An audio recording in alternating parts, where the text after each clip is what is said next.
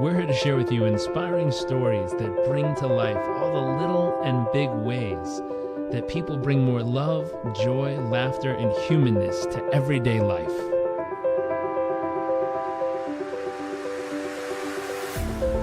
Our focus is the hunt for those little moments that refuel the human soul and reminds us what life is really all about.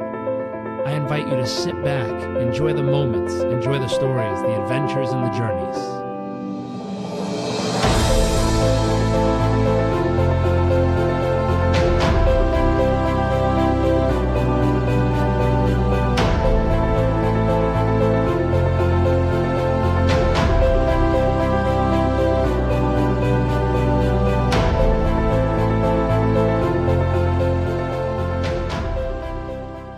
Hey everyone, welcome back to another episode of What the World Needs More Of. I am joined by special guest Stephen Fink. Sir, thank you for joining us.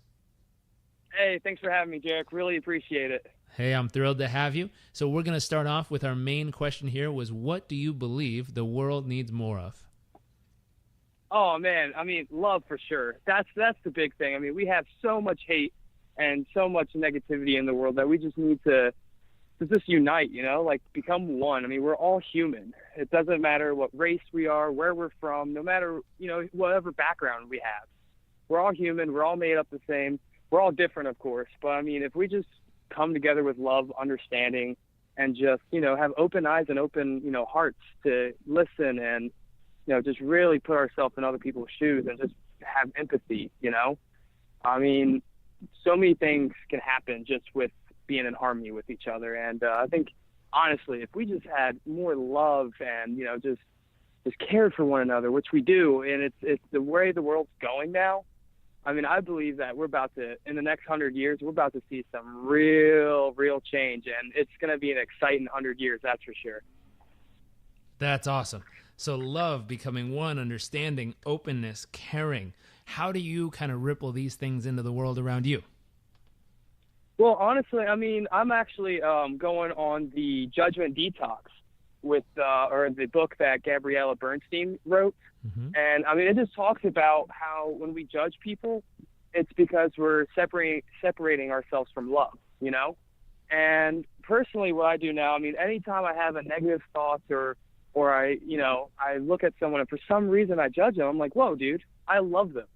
It's just all about kind of like making sure you filter your thoughts, and then just going out and talking to random people every day and just listening to their stories and what they have to say, and just getting them to talk about themselves, and because everyone wants to be listened to, and it's just fun to kind of go out and hear other people's stories and just talk to them as a person one-on-one, or whoever it is. Just be nice, spread the peace, love, and positivity that the world needs. And I mean, we just kind of go out, do our own thing, and just talk to them. That's really what it is. I just love talking to people, Jared. That's really what it comes down to. That's awesome. Speaking of getting to know more about you, you love talking to people. I love to know more about you. So I'm curious, what makes your wow factor? Meaning, what makes you uniquely you? And what are some of the major moments in life that maybe help shape that? Well, Jarek, okay. So this is the fun part. So when I was smaller, my family, I love my parents to death. They've given me their best. They've tried their best, and it's been a fun and interesting life so far. But when I was younger, we were homeless. We've been homeless 4 times. Twice when I was in elementary school, once in middle school, and that was hard. I mean, going to a new school, I mean, that whole summer, I want to say it was the summer of 2010 and 2011. And, we got evicted from our house, and that was a fun fiasco. But we started living in hotels left and right, it was a new place every single day, and then sleeping in our car, going from Virginia, West Virginia, Maryland, and just, kind of rotating back in between. That kind of opened my eyes to like, wow, things can be taken real quick. And then I remember one night, my dad, he asked me, he's like, why am I so happy? you see the situation and it's shit. So, and then I just looked at it, I was like, Dad, I mean, it's going to be better one day. We just have to live day after day and just keep, kind of keep moving forward. And, eventually we got a house, moved in it, but then we got evicted again. I wouldn't say evicted. The landowner wanted to sell the property. And so we had to move out. We had 30 days, but no savings. So we couldn't pay for a security deposit. And, we ended up living in another hotel during high school. And I was living in the basement of my girlfriend's house at the time. Her parents were nice enough to just let me stay there. So that way, I could focus on sports and stay in the same high school. And then, we finally got a house again. But I had a horrible attitude. I wasn't grateful for anything. I was always like, this needs to change. This needs to be better. I just wasn't living in the present, and it's looking back at it now, like, I could have had a way better attitude, definitely with my parents, made it 100 times easier. But, fast forward a couple years later, I didn't go to college, so I had to figure that one out. And graduated high school, worked at GameStop, became an assistant store manager. That was cool, but, obviously, I wanted something more than just being a store manager. And then I ended up working for a beer company. And that was a fun, come on, Jack. I don't know if do you like craft beer, man? I don't drink, actually, but I've heard it's a good thing. Oh, okay. Okay, I didn't know that. Okay. Yeah, but, definitely a big beer advocate. And just love the craft beer, and it's how it's kind of taken over the United States. But no, worked for them for about a year and a half. And then I had this opportunity. This is the fun part that just recently happened. So the scene is, it's 2017. I worked for the beer company for about a year and a half, and I'm just learning sales techniques, going on ride-alongs. And then I had a friend who committed suicide. And that just changed everything. I didn't know what to think, what to believe. I just didn't know anything, and it really sucked. It put a lot of things in perspective, and I'm very grateful because the week before we didn't see each other for a couple months, and the week before he just hits me up out of nowhere, and we start talking, and I just got a new apartment, so he came down, we hung out for a couple hours, so I am grateful for that, but obviously no one was expecting what happened, but after that I realized I was a workaholic. At that time it was 60, 70-hour work weeks, and working 6 days out of the week. And so I decided to kind of take a step back. I quit my job. I got a different job with a different company down by my apartment, but I just wanted to be with more friends than anything else, because I felt like I wasn't spending enough time with them. And life is really, it's enjoyable when you get to hang out and spend so much time with your friends and family and loved ones and the people closest to you. You want to be able to share, your greatest achievements and your happiness. Happiness is meant to be shared with people, And so I started working for the beer company, and then this is the 21-year-old adult speaking. He had an opportunity to move to California because I'm on the East Coast. I'm in Virginia, up by D.C. area. And, it's always been my dream to go see the California coast. And I've always wanted to live there. I'm a big surfer, big skater, love that stuff. But then I had an opportunity to move to a marijuana farm. And moved out there, drove out there. But when I got there, it just felt wrong, it was legal. They do their own thing, but for me, my gut was just screaming get out. This is not how you're supposed to do this. And, so I left, and I came back though, and I didn't have a job. I had nowhere to go. I burned the boats. Don't ever quit just right off the company, always make sure the other person's always said, never burn any bridges, no, don't, just be a good person, basically, right? But I came back, and I just didn't know what to do. So I was like, all right, what have I always wanted to do when I was a kid? And I just looked up gyms, and I was like, all right, I'm going to work at a gym. But then I get downstairs, and my gut was like, look up boxing gym. So I believe that you should always listen to your gut. It's for some reason your gut just tells you what to do. And, you know how you sometimes have those times where you're like, you have that feeling, but you don't listen to it, and then it kind of bites you in the butt. Mm-hmm. Yep, that happened. But no, I listened to the gut. I went to a gym down by my house. It was a cool boxing gym, a 30-minute circuit, and talked to the owner of it. And he told me that I could come back, try it for a whole week, see how I did, and, go from there.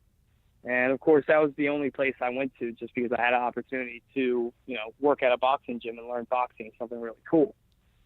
So got the job, started training other people, and that was a cool experience because, you listen, as a personal trainer, you hear other people's stories. You get to really help them get to the body that they want, it's a really cool way to help them out. And I firmly believe you have to master the body before you can master the mind, and health, the body is just a very important thing that no one should neglect. But then we had a couple people quit at the gym, and I was working from 5 a.m. to 9 at night, 5 days out of the week. And then I was working on a beer job on the weekends as well. And it was exhausting, but it was definitely worth it. Like you have to do kind of what you have to do what you have to do. But during those mornings, I had a mentor at the time, and he introduced me to the book Think and Grow Rich. Devoured that book, man. I've read that book 21 times, and you've read it, right? Of course. Yeah, it's the original self-help book. It's it's definitely one of the most influential books in my life. And it talks about it's faith, love, and gratitude, right? Just be grateful for what you have, live in the present, but always live in the present, but think about what you want to do, and then listen to your gut almost. Ultimate intelligence will give you the answers whenever you're ready for them. And just devouring that content. And then from 5, usually we were kind of empty around 5 to 7. I might have had 1 or 2 clients come in, but for the most part, I spent those hours on YouTube looking up blogs, and I found Tony Robbins. And I had no idea who he was. I thought he was just a big loudmouth guy. But what he was preaching or what he was saying, it made so much sense, And that's when I looked up, got into those. God, man, I spent hours on YouTube just watching Tony Robbins and listening to Gary Vee, and just kind of shifting my mindset over to a mindset that's grateful and loving and empathetic towards other people and, towards life. And one of the most important things that I learned was depression comes from the past. Anxiety comes from the future. But when you live in the present, that's when you experience peace. And it's learning that it made everything different, Now it's like, oh God, man, there was a night where I got out of debt, paid off all my credit cards, paid everyone back that loaned me money to get through those hard times. And I could have finally afforded my first 6-pack. And I just went on my balcony and just cried, man, just being grateful for the opportunity to even have that. That I never learned the value of $1 until that time in my life. And recently, things have been going great. I started up a real estate company, and we're more aimed to help people than anything else. And we're just really trying to put a dent in the universe, as Steve Jobs would put it. That's awesome, man. It's quite a journey you've been on, and thank you for sharing so much of it with us. I really respect it. Some of my favorite pieces you've certainly lived, and I think like you said, learning the value of a dollar comes mostly when you don't have a dollar. I have a friend who grew up, and he says, when he was 14, if he could just find a dollar to buy a burrito, he said it would have changed his whole life. He was so hungry. And it's just one of those feelings. That's awesome. It's not that he didn't have food. He was just a big kid who was really hungry. And he's like, if I could just find another dollar, it would change my life, man. And he was fired up about it. And so it's amazing how those little things can mean so much to us. Speaking of moments, I'd love to know, what's a moment that made you feel incredibly humble along this journey? It was when I'm a guy who's never left Virginia at all. I mean, like I said earlier, West Virginia, Maryland, but that was about it. I went up to Canada one time for a couple of days. Other than that, I mean, really stayed in Virginia. The journey to California was the best experience of my life, because you get out, you drive there, and then I've never seen a canyon before. And I went through Glenwood Canyon. I was taking the loneliest road in America on accident. Didn't mean to do that. And but when I got out to like the Garden of the Gods in Colorado Springs, then Glenwood Canyon, and saw Utah, I mean, it was a humbling experience. It was just so humbling, because you take things for granted, and you learn at that moment that there is so much more to life than just working and money and, just trying to build a future, like that moment. I mean, I climbed up a side of I wouldn't call it a mountain, but it was a mountain-ish hill. And, got in my car, parked it, climbed up, and I just looked at the view and just screamed, "I'm the king of the world!" It was an amazing experience. And, but getting out to California and seeing the Milky Way for the first time, drinking spring water, swimming in a creek, spring-fed creek, and then having my dreams kind of just stripped away, like, it's just like, oh shit, what did I do? And on the drive back, it was a bad experience. I mean, I wouldn't say a bad experience. It was a horrible feeling, I would say. And it was just like, what do I do? I messed up. What do I do? And I just kept repeating that for a whole day. And it was just, I was poisoning myself, And I mean, I had a friend, my friend Lee, Fulton Lee. Go check him out, guys. He's on Spotify and iTunes. But no, he reached out to me, and he sent me this long text and saying like, Steve, this is the opportunity, man. Like, whenever a failure occurs, remember, you're 3 feet from gold. You just got to keep moving forward and keep digging. And, reading that, I was like, I'm going to fix this. And it was, that experience itself was, it was very humbling. I'm very grateful for it, because one, it taught me, I mean, don't be afraid to pivot your plans. And two, it's the journey that really matters. Love the process to get into where you want to be one day, and just live every day to the fullest, I love it. So it was a good time though. It sounds like it. It sounds like it would be quite humbling to have so many amazing things happen, from the canyons to the mountains to the hills to the views to the stars to the spring water, and then you finally arrive and it seems like everything's becoming more and more amazing every step of the journey, and then all of a sudden something kicks you right in the face in the end of it, and you realize, it ain't the end. There's still more to go. But that friend, it sounds like he was there at the right time and right place, sending that text, and just a reminder that just keep moving forward. Keep moving forward. It's going to get better if you keep moving forward. I think a lot of people need that reminder each day that, it may have been an all amazing, journey so far, and then you get your first kick, and sometimes it feels like it's the end. But in reality, as long as a friend pipes up, or you hear something like this and someone reaches out and says, hey, keep moving forward. You got this. No one said it was going to be easy, just that it'd be worth it in the end. And the journey, like you said, is where so much of the magic happens. And when you begin to enjoy that journey, it seems like you are at this point, that you start to get so much gold out of that journey. Speaking of the journey, speaking of all these moments, What was your favorite awe-inspiring moment, the kind of moment that maybe put your jaw on the ground just because you were blown away at what you saw or felt or heard or experienced? Honestly, I would say it was the moment where probably I bought the six-pack for the first time, because, I mean, before that, I mean, I was living a life where I was just, I was making ends meet, paying the bills. I had some extra money, but I could basically kind of have a lot of freedom and kind of do what I want to do.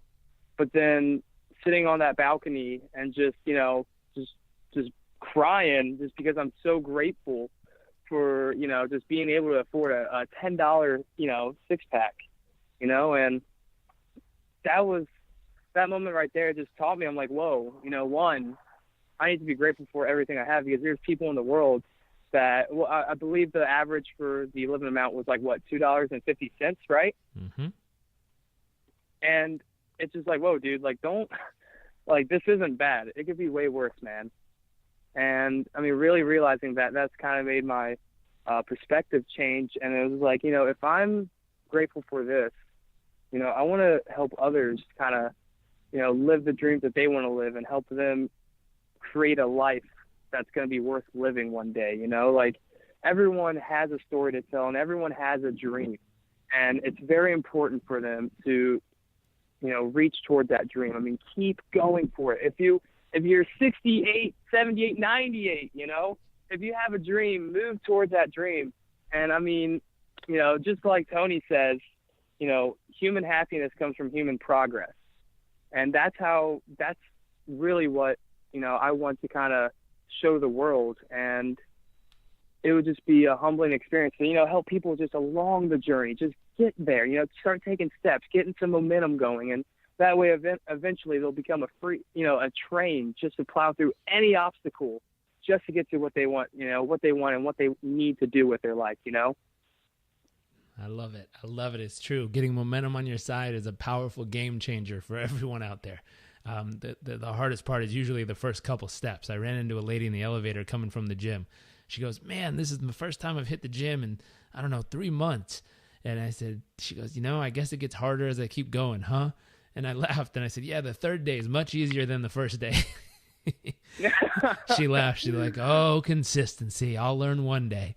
Now, she was probably in her 60s or 70s, so it was funny. She's still working on it, still going for it. And anyone who takes time to get back into something after losing momentum or taking a vacation, a lot of props to you, just because it takes guts, it takes determination, it takes focus, and it takes a decision to say, I'm going to show up. And she showed up. And so it's nice to see people doing that at all stages and ages of life. You being so young and doing that, her being, at a later stage of life and still doing it. But that's really, truly what it takes, showing up and doing the work and stepping forward, even when it's uncomfortable. But make it fun. Enjoy it. With all this greatness going on, I'd love to know, switch topics a little. What's your greatest fear? Oh, man. That's a curveball right there. My greatest fear, honestly, I would say my greatest fear, I would say greatest fear is that tomorrow isn't promised, like death almost. And just knowing that it's a possibility that it couldn't happen. Like my dream is to travel, right now my dream's I'm working towards getting like a Volkswagen van and making it into a conversion sleeper. That way I can, travel the country and Canada to all the national parks and, just live life to the fullest. But like tomorrow isn't promised, and it's a terrifying thing to think about, because I mean, if for some reason, I go out, I'm about to go driving and next thing you know, I get in an accident, like who knows what could happen. And I guess, I mean, honestly, it would probably, yeah, it's a big fear. Mm-hmm. It's a big fear, that's for sure. Mm-hmm.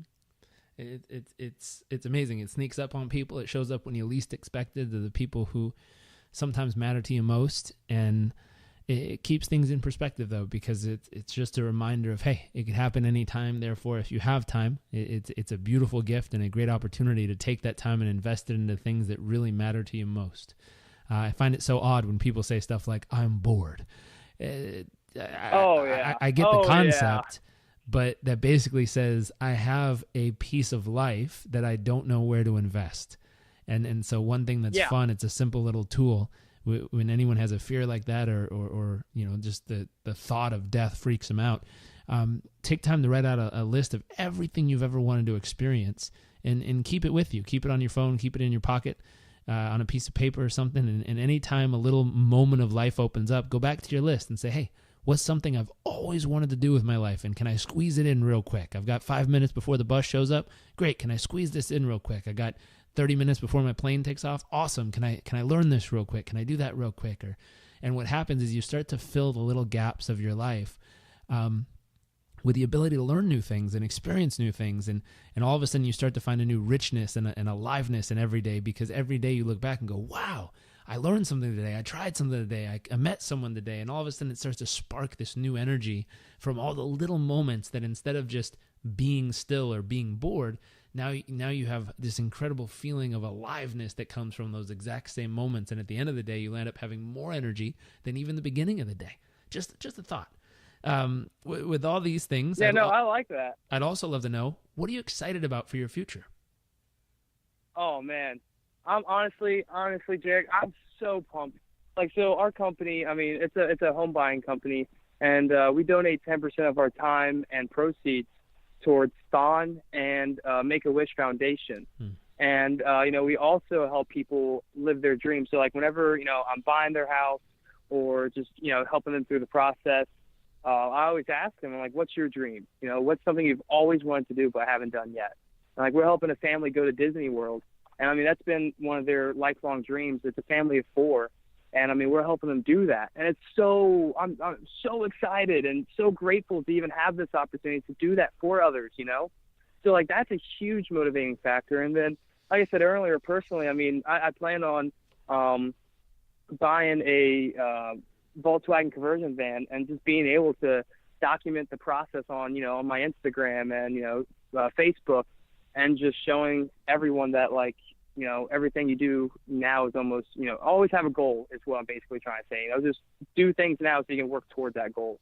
And I'm so pumped to be able to, spread the word, spread peace, love, and positivity across, my social media pages, and, just live life to the fullest. And eventually, in 2020, I plan on doing this big road trip, just going to every single national park in the United States and Canada, just, experiencing all these things for the first time. And that's going to be an amazing time, because personally, I think I'm going to learn so much about life during those, however many years I'm out on the road. And, eventually, go into, public speaking and, help people kind of get to where they want to be and help push them forward, And, honestly, those are some of my biggest dreams, and just what I'm working for every day and trying to implement in my life. It's just, gratitude and just helping people, I guess, just move forward, That's awesome. I love it. Learning, growing, and giving. I like that motto. Let's see. Now we're going to transition. I like that. I might have to steal that from you. Learning, growing, and giving. There you go. We're going to transition to nuts and bolts. This is a section where it's more tangible, practical kind of tips and insights for people that they can take from this show and they can apply it in their own life or business.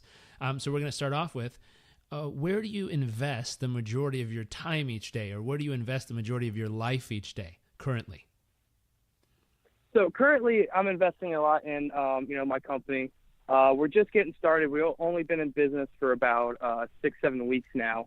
So right now, it's a startup, so obviously you know how it is. You're spending countless of hours just trying to grow it. And, we have currently 3 deals under contract, which is amazing.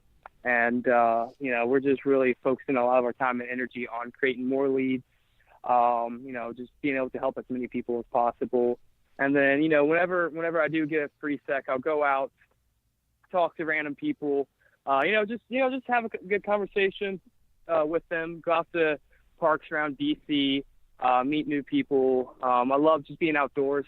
That's one of my favorite things. I think, everyone should make some time of the day to go outside and just enjoy it.